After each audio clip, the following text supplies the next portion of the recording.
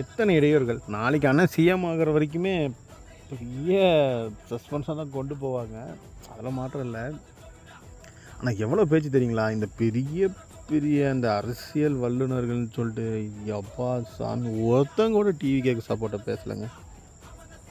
சில பேர் 2-3 பேர் இருந்தாங்க. அது எனக்கு தெரியல. அவங்க பெரிய பரிச்சயமான முகமாக தெரில. இன்னும் எனக்கு தெரிஞ்சு நாம் இவங்களாம் அரசியல் வல்லுநர்கள், இவங்க சரியாக கணிப்பாங்கன்னு சொல்லி பார்த்தவங்க எல்லாருமே இன்றைக்கி எங்கே போய் மூஞ்சி வச்சுக்குவீங்க?